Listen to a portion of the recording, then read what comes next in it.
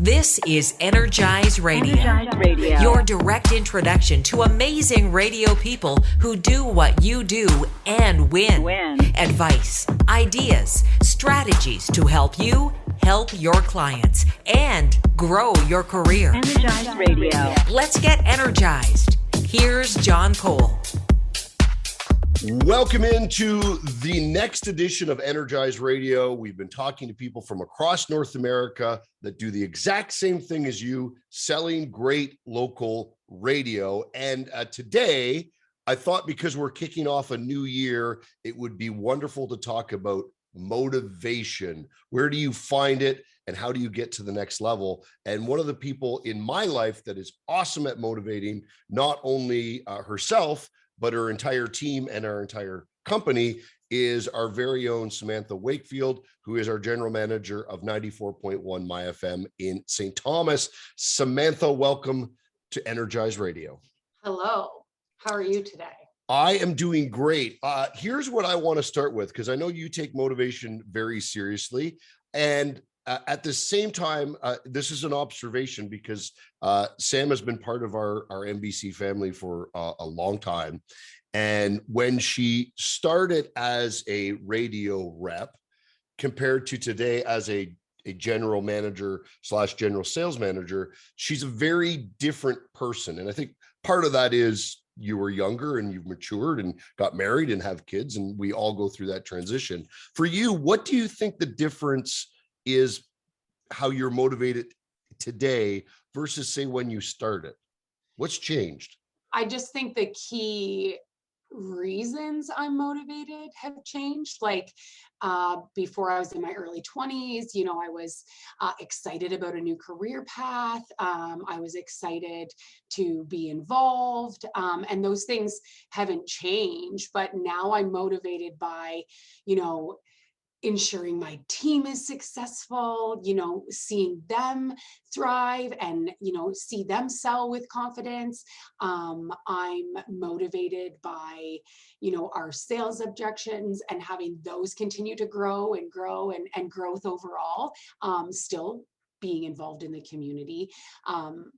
And still all the new, in radio, everything changes quickly. Our community, our businesses, things change, and it all feels new sometimes. And that in itself is motivating to, keep us on the edge of our seat and have us, thinking ahead and thinking forward. So, I also have a family now, as you mentioned. That in itself is a motivator of its own. I want to do better. I want to do the best I can to support my family. And those things keep us going. I ask because I know that if you talk to many people, they'll tell you that our younger generation is different than our older generation. And I think every generation that is true to a degree, but there are also some grounding factors of life that never really change. And one of the things I would make an observation, and I don't mean to offend anyone who is younger, one of the observations I would make is I think younger people by nature are a little more impatient. And one of the things I found makes me be able to motivate people is my experience. Like, I've seen the end of the movie. I know that if I put in this amount of work, I will get this result. And I know that if someone older than me had told me that when I was 20 or just starting out, I might have cast them off as okay boomer. I might have cast them off as you don't know anything, things are different. But I think the ability to motivate also comes with a little bit of security, knowing what you know. And so how do we motivate someone who doesn't know what they know? They just know that they want to win. They haven't seen the end of the movie, and they're going to hit that point. We know they're going to hit that point where it's a struggle, because no matter how good you are in our business, no matter how great your radio station is, there's going to be a day that it's a grind. There's going to be a day it's a struggle. And the strength that you have and I have is we've seen the end of the movie, and we know that, yeah, this will pass. But for those that don't know, because they haven't experienced it yet, what kind of advice would you give them? How would you motivate them? What would be the things we would suggest they try? Yeah, I think that as leaders, we really have to lead from an authentic seat. Like, we have to let our teams know we understand because we've been there. And I know you're not going to believe me because it's hard to believe me right now because you want to get where you're going yesterday. But, it's crawl, walk, run. And that's exactly what we need to, demonstrate as their leaders and use real examples of how I use real examples all of the time. I literally have been like, I've had this exact conversation. I've struggled with this exact thing. This is how I worked to overcome that. And I think just being authentic and being honest and leading them through that, letting them know that you have walked in those shoes and you're here for them. I think that really helps. I know I often say there's a fine line between a rut and a groove. Someone told me years ago when I was a rep, they said, when your phone's not ringing, on those days where you're sitting at your desk and your phone's not ringing or your email's not coming in and no one's texting you, you need to realize on that day, no one is reaching out to you because you haven't reached out to anyone else. And that always stuck with me because I found in those times where, my clients weren't calling or, I didn't get those miracle like things that fell on my lap. No vibes were coming my way. Whenever I actually sat back and I looked at my activity, I realized that, wow, I have not been really out there doing my part of it. So when you talk about that rut in that groove, what do you do for your team? What do you do for yourself to get from that rut to that groove? Because it is a fine line. What daily things should people be doing to make sure they can either get out of the rut or stay in the groove? Yeah, I just want to say like those feelings and that day, the day that the phone's not ringing, I just want to talk about that just for a quick sec. It's those days that are the most important to kind of buckle down and persevere. Why isn't the phone ringing? Why aren't my emails going off? Well, it's because I haven't been doing what I need to do today. And if we can, dig our heels in on that day, identify that and do something about it. I think, if we can do it on those days, we can do it on the days when things are falling from the sky and things are landing on our laps and we're riding a bit of a higher wave. So with that said, we all have quiet days. It's okay. I often feel like if this is how my day is feeling today, if no one's getting back to me, if, communications are a little bit slow, are my clients feeling the same way as well? Are they experiencing the same thing right now as well? Well, let's check in. Motivating our teams, having conversations about like what it looks like right now and what we're going to do to kind of overcome, up the energy. I think having, regular quick little check-ins, little huddles about what's going on in everyone's day, what we're excited about, how we're communicating with our team today, how we're communicating with our clients goes a long way. And I'm not saying you have a 30-minute huddle every morning with each individual member. We're busy. We don't have time for that. But quick little 30-second, 90-second convos to get your day going. I want to know who you are, what you're doing, who you're talking to, and let's go. I think that really helps starting your day with energy for sure. In our company, we talk a lot about activity. Anytime we have a sales powwow or managers get together or I get together with salespeople, we always talk about activity. And I think sometimes there is a belief from sales reps and even some managers that believe that the activity raw is only about going out and finding sales. For me, activity has always been about sort of sending the vibes out into the street and letting people know we're there, because I have learned over time that a lot of times when I'm doing any activity, that's when the stuff falls in my lap. And it doesn't fall in my lap. I've gone out and earned it in some way, shape, or form, or I hit somebody on the right day with the right weather and I'm the right guy. That's also happened. But talk about how activity and making sure that even on those tough days, or even on those months that, are maybe slow, or, it's snowing too much, or you're in a COVID pandemic, whatever it is, talk about how activity could maybe help pull a lot of people through. Yeah, but I think you made a good point, like classifying what the activity is. Yes, we all know sales activity is what keeps the wheels in motion, absolutely. But what other activities are we talking about? Engaging with our team members. We all have news departments. What do they have going on? Let them know what we have going on in sales. Engage with each other. Make sure that we're all on the same page moving forward into our Friday, into our Monday, whatever it is. That is activity too. Being active in the community. We do little deliveries here. We do, a Friday flower bouquet giveaway. We do a lunch bunch delivery. That's activity too. We are carrying our brand in the community. We're saying hello to our clients. We're meeting new members of our community, new listeners. That's activity. We're carrying the brand throughout the community. We're engaging with our news team. We're sharing everything we have going on. And that in itself helps everyone stay positive, motivated to get through, some of those valleys that we might experience. I know that a lot of people, they wake up and they motivate themselves. We've had other reps on this series where they say they wake up and they have a daily affirmation. When they look in the mirror, they say, hey, everyone wants to buy from you. You're a good guy, you're a good sales rep, whatever it might be. And motivating yourself is always a strategy, and it's tough for everyone to do at times, whether you're on the tee block golfing, whether you're dealing with your kids, whether you're dealing with a sales list or working inside a radio station. Let's talk about it from the other side though, because everyone shows up at work or is working remotely, or however you're working in your scenario.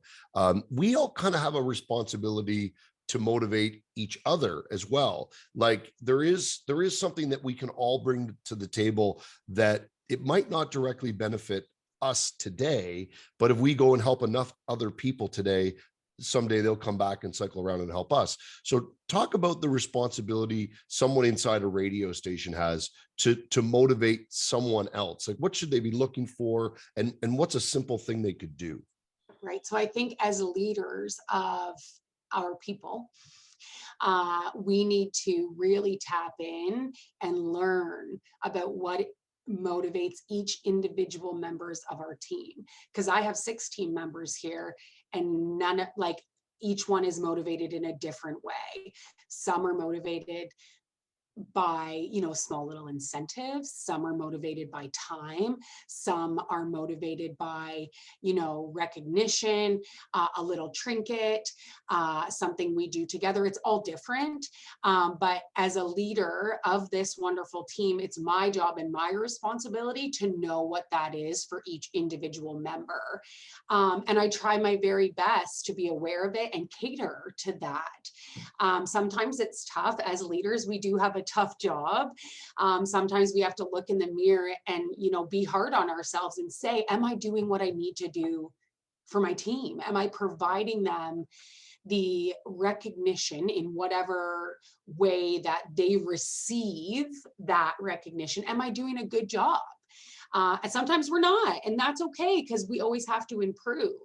But then I also look to my team, and little do they know, individually, they all do little things that motivate me, which then in turn fires me up and goes, okay, I got to do this. I got to do this. I'm really pumped up because now this has just happened in my morning to keep my team going. So I think it's being aware of how we're leading our team and how each individual is motivated, and tapping into that. What would you say that a junior sales rep, someone who's just started, they've maybe been inside the building for a few months, how could they help? Because sometimes they might not realize they too can bring motivation. So say they walk into the sales pit and someone else kind of you can see they're having a rough day. How could they help?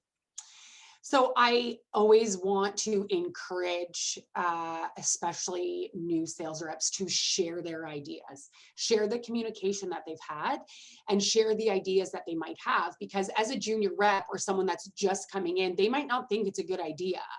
They might not think like, oh, this is not share worthy, but it's often those things, those little nuggets of that fresh green person who has, no filter as far as like what's good, what's bad, what's acceptable. they're just golden nuggets is what they are. It's fresh thinking, it's fresh perspective. I never thought about that. Yes, that's a great idea. Let's run with it.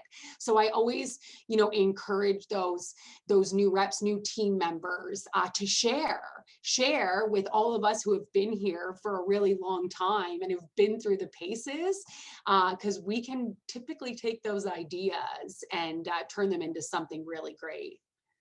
And I suppose we should look at it, just to be fair, from the other point of view. Senior rep rolls in and sees the junior rep is struggling. And I know that some senior reps, and certainly I've been there, we become a little bit jaded because we've been there, we've seen that, we've talked to everybody, we know everything. And sometimes that might not come across the right way. What is the best way for a senior rep to maybe see a junior person on the team having a rough day? What should they be thinking? I think it's the same way. I think it's to lead and mentor authentically and with understanding. Our senior sales reps have literally been through the ringer. I mean, we're literally in season 3 of the pandemic and selling to small business in a pandemic. Our senior reps have been in the trenches and they've had to overcome some really, really tough spots for our clients. So I just think being authentic and honest with those junior reps, letting them know that it's okay, we will overcome, we can overcome this objection.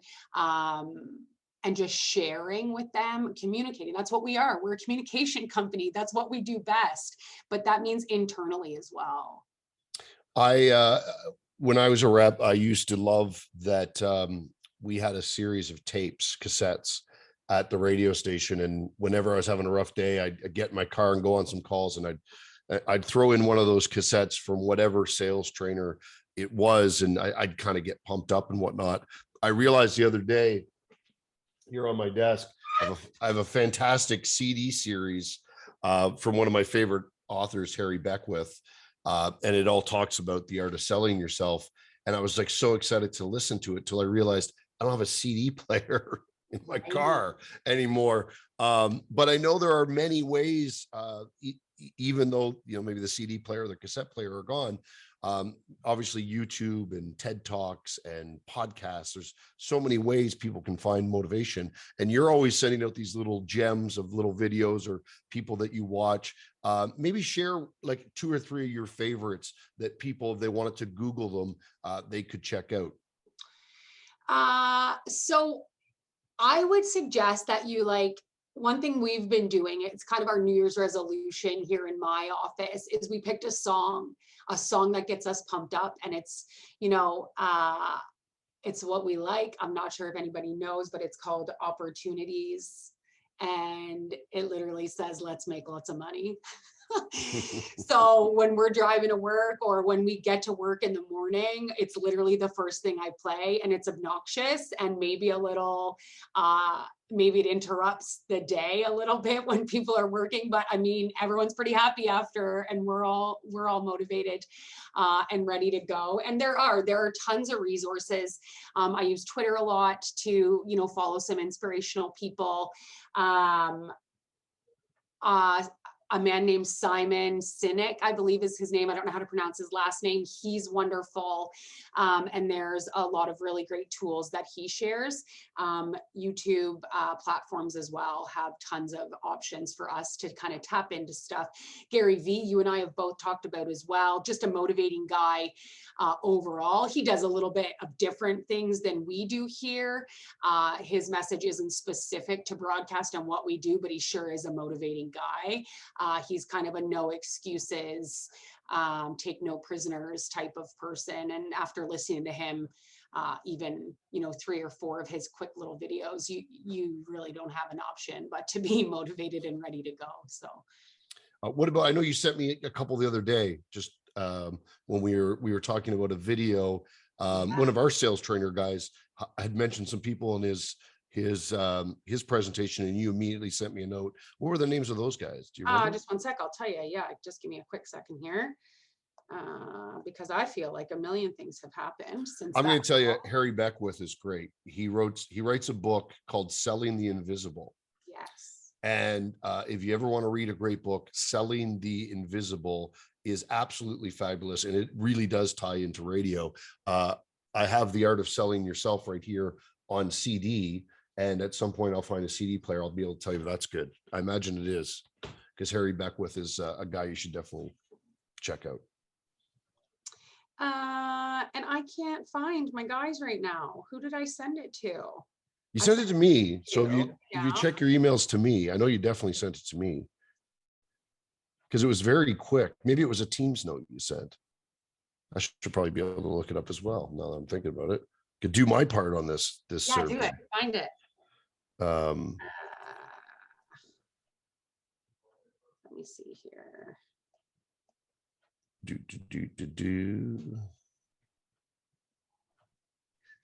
You know what? I can tell you right now, because I sent it. So I have Simon Sinek and Craig Goshrell. And they were both included in our call the other day as well. And Simon has worked with literally 1 million small businesses and motivates them and has had to overcome. And then Craig, as mentioned on our call the other day as well, he's actually a pastor in the States, but he, is a very motivational person, and like how we overcome those ruts that you talked about and how we go from a rut to a groove. So, both of those guys provide tons of inspiration for me to then motivate. And I should acknowledge, I just don't know what it is. It's interesting. We've had this podcast and series out for maybe, I don't know, a few months now. And I think the last time I looked, we had posted 10 or 12 episodes, something like that. And we just out of nowhere, my floodgates of my email exploded with different radio groups from across North America, managers just sending me a note or sending notes to their teams going, you need to watch all of these videos. And when we talk about motivation, one of the reasons we're doing this Energize Radio is because I know the most energy we get is from the people that do the same thing as us. And we're not talking about necessarily New York City or Toronto or Montreal or San Francisco. We're talking about people that are on Main Street, USA, Main Street, Canada, and know their clients. And I talked to a guy yesterday that's retired from radio, and he said to me one of the most interesting things. He said, for years, I didn't realize that what I was selling wasn't radio. It wasn't commercials. What I was selling was the power to make my customers extremely rich. Because when I look back at all of my customers I helped over the years, they all had one thing in common. They became extremely wealthy and they were my customers.